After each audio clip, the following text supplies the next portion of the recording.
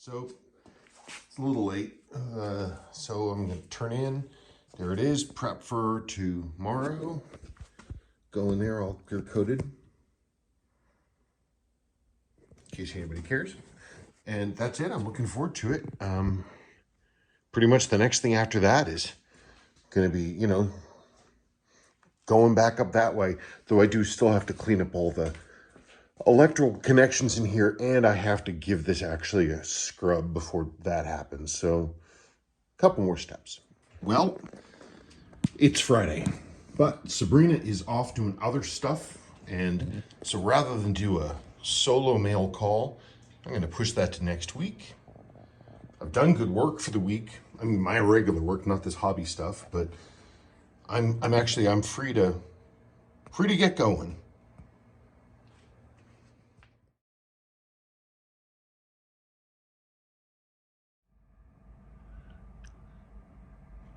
I love this watch for a bunch of reasons. This, by the way, remember me talking about the 7005 8052 MACV SOG? Mm-hmm. This watch was in that lot. Oh. So whoever owned that 7005 that became the type specimen of the MACV SOG 7005, this watch came from that same estate. Cool. Yeah, I'm. This is the watch I fixed in an airport without tools. Okay, so now it's my turn. May surprise you to learn that I'm wearing two watches. That's the OG Marine Master SBDX 001 and my 1987 Rolex 000. There you go. Look at that. There's my double. I can't get the light off it. Oh well. Cool. So I've got some cool news. Through Facebook, that's where I originally found this car from one of the two brothers who rebuilt it. Then I lost contact with him. I made contact with him again at the MG Experience because he had registered this car as him. His account, he hadn't been on since 2019. But I wrote him and he wrote me back. And we exchanged a couple messages, but he told me this was the first car that he bought. And he bought it used in 1980 when he was 18. And he bought this car from the original owner. And the original owner named this car the Daring Misfits Dare. This guy, Ted, one of the two brothers, he said that when they had all this work done to it, it got about... he said like a couple thousand miles on it, but that was it. So all of these heavy miles were when she was the Daring Misfits Dare.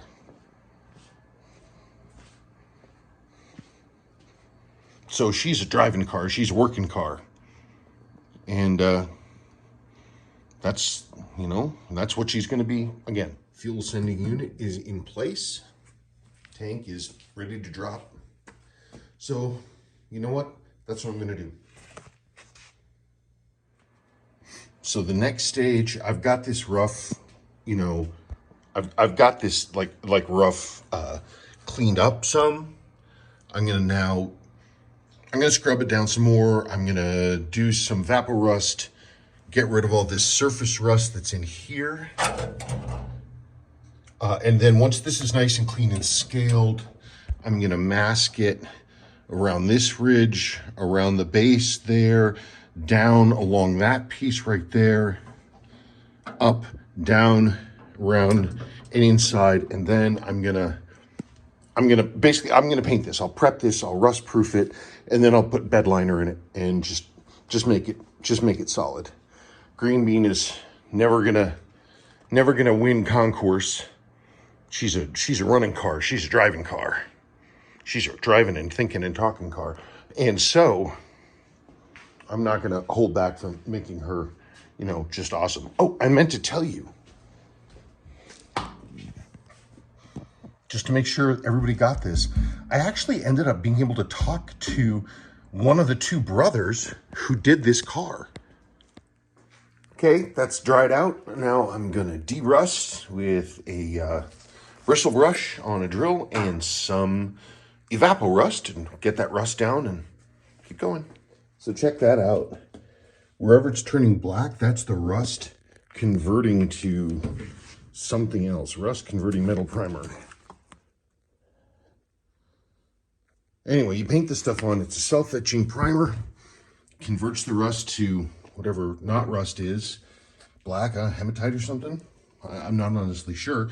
But then tomorrow, I'll paint that over and we'll start going from there.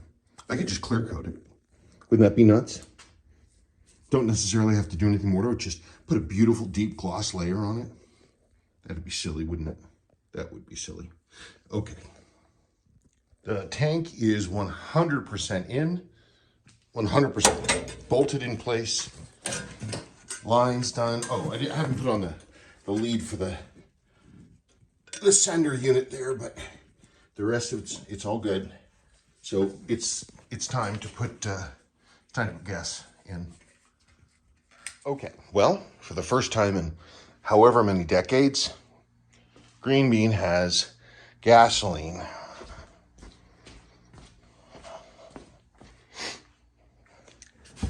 Let's turn on our power. I want to hear our, whoops, don't have my keys. Oh my God. Okay, there she is. So we're gonna listen for the pump. And it should charge. It's gonna pressurize the system. And it slows as it pressurizes. We are looking for leaks.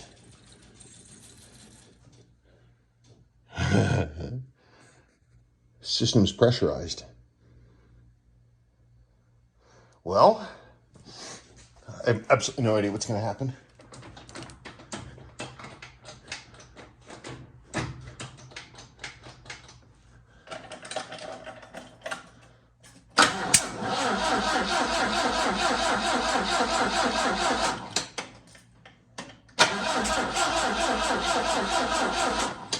It's trying to fire off. I need to put this on a tripod and then and be able to manually hit the choke because I don't have the pedal in. So I'm getting a lot of backfiring and it smells super rich. So, I mean, I never did base adjust these, so that might help. So I'm going to go back through and put this down to the starter settings, which I didn't do.